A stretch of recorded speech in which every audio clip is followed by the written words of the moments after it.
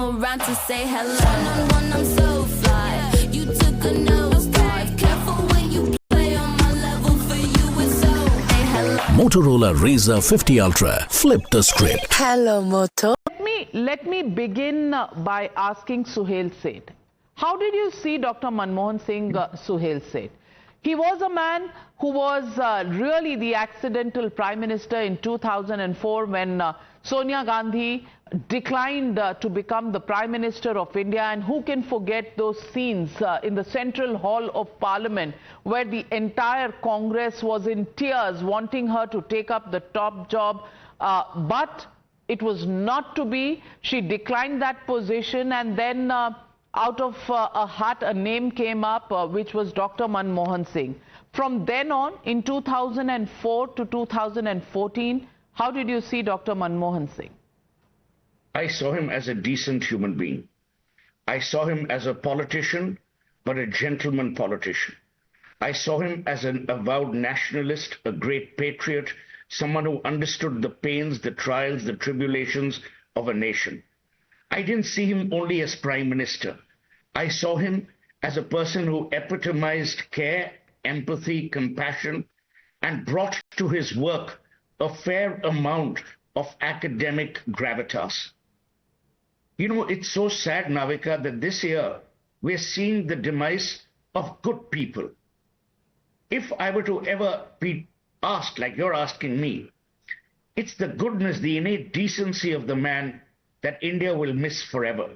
Everyone knows his contributions to the economic powerhouse that India is today. Everyone knows how he did what he did, qua the budgets, qua the prime ministership, how he fought for the nuclear deal. All that is in the public domain. I'll give you 2 instances of a personal nature. Many, many years ago, it was 2004, and I was asked by someone to meet the Prime Minister because he wanted India to put up a spectacular show in Davos. The brief from him was succinct. It was better than most marketing directors could give you. And it was a decision that was taken in a snap. But that decision outweighed everything else. And I saw the Prime Minister's non-economic brilliance at work because he understood the pulse not only of the people of India and the Indian nation, but equally the world. The second instance, there was a book launch, A.S. Dulat's book, Spy Chronicles. And I remember the anchor for that evening forgot to introduce Dr. Manmohan Singh. He was on stage, but no one introduced him.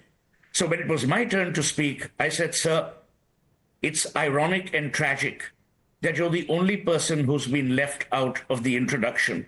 But trust me, history will have many more words, many more, paeans of great tribute to you when the history of India is written. And you've seen this today, the outpouring of grief, the association of all his compatriots, many of whom are on this show, the fact that he defined decency in everything that he did is something that harks to an India that can still be surprised by its politicians. He was a reluctant politician, but he was a great Prime Minister.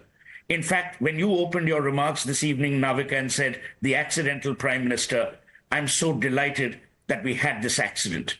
I'm delighted that we had a Prime Minister like him. I'm delighted that a human being like this man walked the corridors of power and wore power so lightly, so unobtrusively, and with such delicate empathy that there will be times that we will remember that I wish Dr. Singh were here. And that's the biggest tribute. Absolutely. Dr. Singh and his sage advice is something many people looked forward to. But Sheela Bhatt, let me ask you, will everybody be so reverential of him, in his own lifetime? His own partyman. We all know what a struggle it was for him to run the government with the opposition that kept coming, the pressures that kept coming from the party. And I'm not talking only about the ordnance tearing incident by Rahul Gandhi. It's over the years that Dr. Manmohan Singh had to steer through the very rough and choppy waters of what the party wanted versus what was good for the government to do. How do you recall the challenges that Dr. Manmohan Singh, and of course today everybody turns around and says that the opposition judged him rather tersely and rather harshly, but it wasn't it a fact that even within the Congress he had to fight many a Waterloo?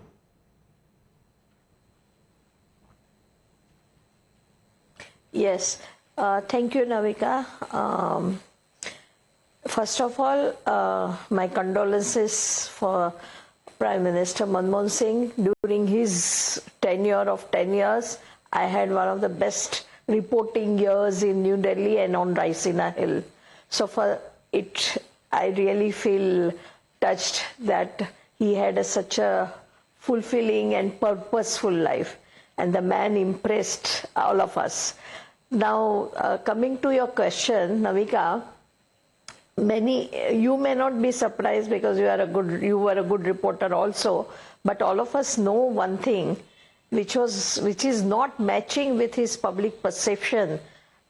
Most people think, and absolutely wrongly, that he was a weak prime minister.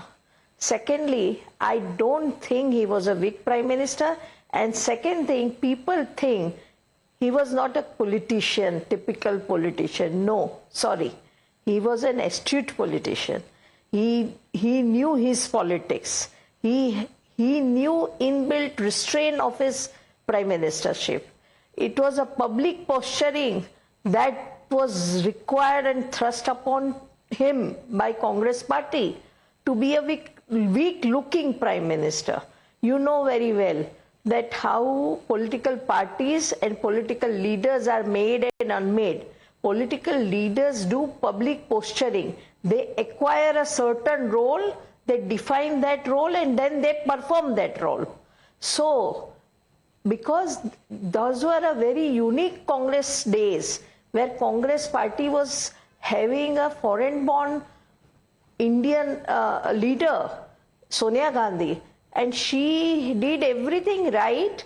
She was also very polite and quite acceptable figure, but still she wanted a deeper acceptance within the country. So she, very thoughtfully, highly intelligently, she zeroed down on Dr. Singh. And that nomination came with certain terms and conditions, and that was to be low profile, he was looking weak. He was not a weak prime minister. There is lot many things are happening even in this government. I know Narendra Modi, we all of us know, he has a certain personality traits, but everything is not in public domain. Same way, I think I give a lot of credit to Manmohan Singh, lots of credit to Manmohan Singh for his global vision, for his foreign policy matters, particularly for a nuclear deal. India will have to say thank you today for nuclear deal, because that changed the entire shades of all foreign policy, our thinking. He opened the mindset. So I would give more credit to Narsi Rao for economic liberalization, but the man who implemented it, through him he implemented. So Manmohan Singh also gets credit, but bigger credit goes to Narsi Rao. But definitely during his tenure he did it. So coming to your point that a lot of people must be upset about him also in the party and all. But let me tell you, the party, Dr. Singh, and even opposition party, that time, BJP and others, all of them, it suited to brand him and tag him and call him as a weak prime minister, because it helped Congress party to maneuver and manipulate the politics the way they wanted it.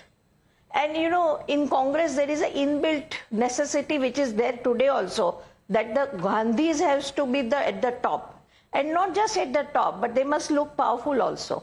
So for 10 years this arrangement worked beautifully.